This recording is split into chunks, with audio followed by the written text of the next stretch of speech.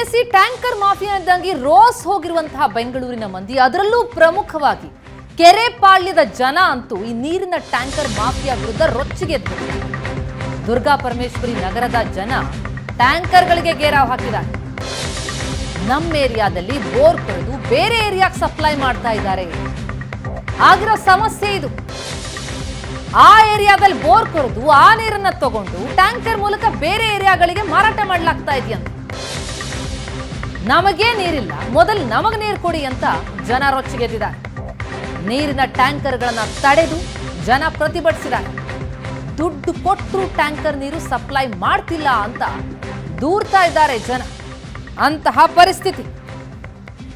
ಕಾವೇರಿ ನೀರಿಲ್ಲ, ಬೋರ್ವೆಲ್ನಲ್ಲಿ ನೀರಿಲ್ಲ, ಅದರ ಮಧ್ಯೆ ಇರೋ ನೀರನ್ನ ಟ್ಯಾಂಕರ್ಗಳು ತೆಗೆದುಕೊಂಡು ಹೋಗಿ ಬೇರೆ ಏರಿಯಾಗಳಿಗೆ ಸಪ್ಲೈ ಮಾಡ್ತಾ ಇವೆ. ನಮಗೆ ನೀರು ಬೇಕು ಅಂದ್ರೆ ಕೊಡ್ತಾ ಇಲ್ಲ ಅಂತ ಸಾರ್ವಜನಿಕರ ಆಕ್ರೋಶ.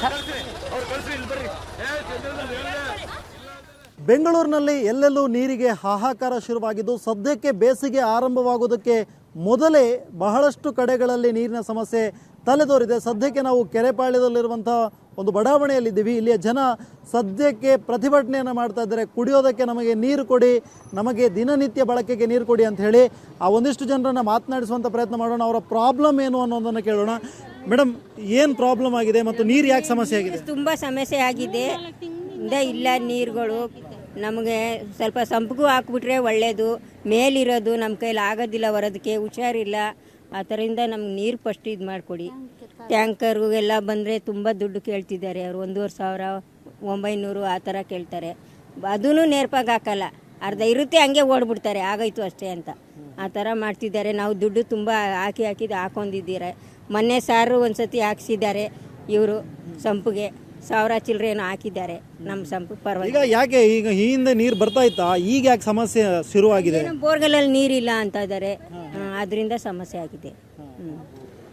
ಯಾವಾಗ ನೋಡಿದ್ರೂ ಬೋರ್ನಲ್ಲಿ ನೀರಿಲ್ಲ, ಅದಿಲ್ಲ ಇದಿಲ್ಲ ಅಂತ ಇರ್ತಾರೆ.